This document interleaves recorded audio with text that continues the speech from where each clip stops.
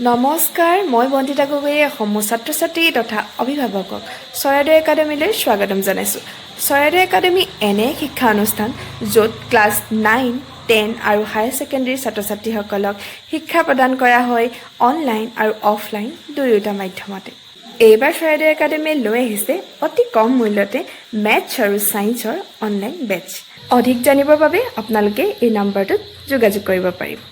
9401870977 নম্বৰটো পুনৰবাৰ কৈছোঁ 9401870977 নাইবা ইনষ্টাগ্ৰাম হেণ্ডেল চৰাইদেউ একাডেমী আৰু YouTube channel Charaideo academy. Charaideo একাডেমীৰ সমূহ ছাত্ৰ-ছাত্ৰীক আজিৰ ভিডিঅ'টোলৈ স্বাগতম জনাইছোঁ। আজিৰ ভিডিঅ'টিত মই ক্লাছ 10 মেথামেটিক্সৰ অনুশীলনী আৰু আনৰ কেইটামান কুৱেশ্যন কৰি দিবলৈ লৈছোঁ। তাই ফাৰ্ষ্ট কুৱেশ্যন দিছে, তলৰ সংখ্যা কেইটাৰ বৰ্গ সংখ্যাৰ একক স্থান কি হ'ব? এতিয়া কেইটামান কথা কৈ দিওঁ। যিহেতু তোমালোকে গম পাইছাই যে এইবাৰ মেথামেটিক্সৰ কিতাপখন কিছু সাল সলনি কৰিছে। তাৰে অনুশীলনীবিলাকত কিছুমান কুৱেশ্যন ৰিমুভ কৰা হৈছে, কিছুমান কুৱেশ্যন এড কৰা হৈছে, এনেকুৱা ধৰণৰ হৈ আছে। গতিকে অনুশীলনী আৰু আনৰ ফাৰ্ষ্ট কুৱেশ্যন কি কৈছে যে তলৰ সংখ্যা কেইটাৰ বৰ্গ সংখ্যাৰ একক স্থান কি হ'ব? এতিয়া কুৱেশ্যনত দিছে এটা 272 দিছে, 272 দিছে এক নম্বৰতে, ছেকেণ্ডত দিছে 79 দিয়া আছে, কুৱেশ্যন নম্বৰ 3 দিছে 400 দিয়া আছে, নেক্সট কুৱেশ্যনত দিয়া আছে 2637। এতিয়া আমাৰ বৰ্গ সংখ্যাৰ যিটো কনচেপ্ট, সেই কনচেপ্টটো আমি জানিব লাগিব।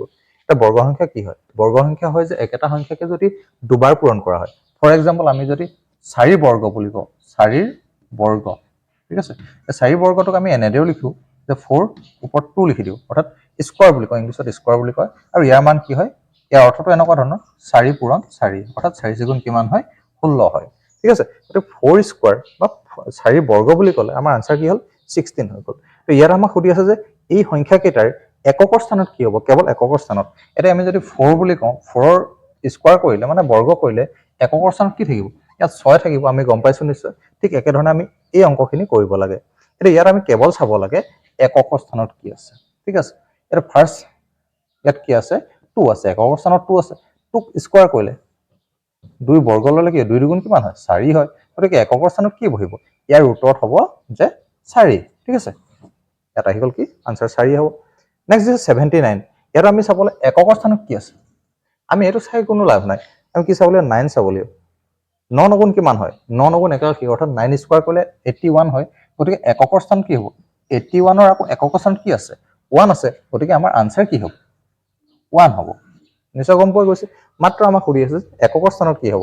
নেক্সট ইয়াত 400 আছে, এককৰ স্থানত কি আছে? 0। 0 0 মাল্টিপ্লাই কৰিলে বা 0 0 পূৰণ কৰিলে কি হ'ব? আনচাৰ 0 হ'ব। গতিকে ইয়াৰ আনচাৰ 0। প্লাছ এইটো তোমালোকে কোৱাচোন কি হ'ব? লাষ্টত কি আছে? 7 আছে। 7 গুণ কিমান হয়? 49, আমি নিশ্চয় জানো। গতিকে তাৰ আনচাৰ কি হ'ব? 49ৰ এককৰ স্থানত কি আছে?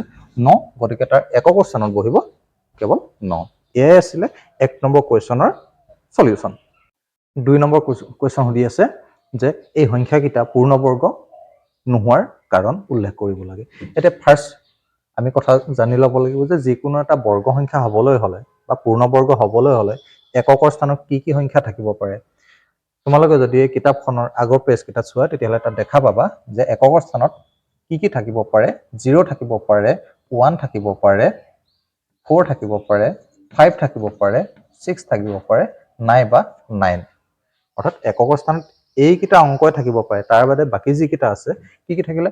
2, 3, 7, 8 এই অংককেইটা কেতিয়াও নাথাকে। অৰ্থাৎ পূৰ্ণবৰ্গ সংখ্যাত কেতিয়াও এই অংককেইটা নাথাকে, থাকিব কেৱল 0, 1, 4, 5, 6, 9 এইকেইটাই থাকিব। এতিয়া এই যিটো সংখ্যা দি আছে 1057, 1057 দিয়া আছে, এককৰ স্থানত কি আছে? 7। মই কৈছিলোঁ যে 7 থাকিব পাৰেনে? 7 থাকিব নোৱাৰে। গতিকে এইটো এটা পূৰ্ণবৰ্গ নহয়। কিয় নহয়? ইয়াৰ আনচাৰত আমি যদি সম্পূৰ্ণ বাক্য লিখিবলৈ যাওঁ যে 1057 সংখ্যাটোৰ এককৰ স্থানত 7 থকাৰ বাবে পূৰ্ণবৰ্গ নহয়। ঠিক একেধৰণে আমি ছেকেণ্ড কুৱেশ্যনো যদি চাব যাওঁ, 7928 এককৰ স্থানত কি আছে? 8 আছে। একেই কথা লিখিব লাগিব যে ইয়াত এককৰ স্থানত 8 থকাৰ বাবে ই পূৰ্ণবৰ্গ নহয়, ঠিক আছে। নেক্সট 222 লিখা আছে, ইয়াতো সেই একেই হ'ব যে এককৰ স্থানত কি আছে? 2 আছে। গতিকে এককৰ স্থানত 2 থকাৰ কাৰণে কি নহয়? এটা পূৰ্ণবৰ্গ নহয়।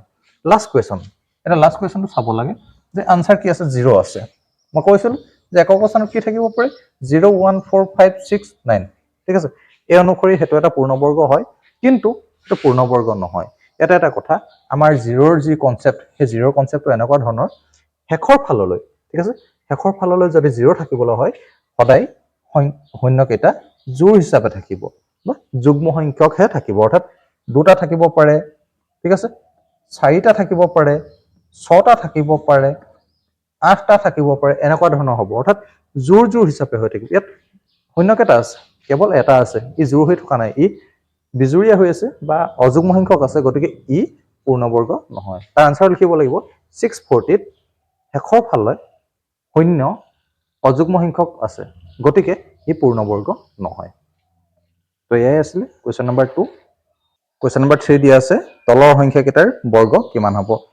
কিমান হ'ব অৰ্থাৎ একেটা সংখ্যাকে দুবাৰ পূৰণ কৰিলে আনসাৰ কি হ'ব হেতুৱে আমাক লাগে ঠিক আছে তো ফাৰ্স্ট কোৱেশ্চন 19 দিয়া আছে that means 19 square is equal কিমান আহিব 19 স্কয়াৰ কৰিলে 361 আহিব গতিকে 19 স্কয়াৰ আনসাৰ হৈ গ'ল ঠিক একে ধৰণে আমি যদি সেকেন্ড কোৱেশ্চন চাবলৈ যাওঁ 37 স্কয়াৰ কৰিলে কি হ'ব মই এটা ব্ৰেকেট লগাই দিছো 37 স্কয়াৰ কৰিলে কি হ'ব 37 * 37 কৰিছো 37 * 37 ডাইৰেক্ট পূৰণ কৰিলে যি হ'ব হেতুৱে আনসাৰ 7 গুণ 49 9 আহিলে ঠিক আছে 7 গুণ 21 21 4 হৈ গ'ল 25 3 গুণ 21 1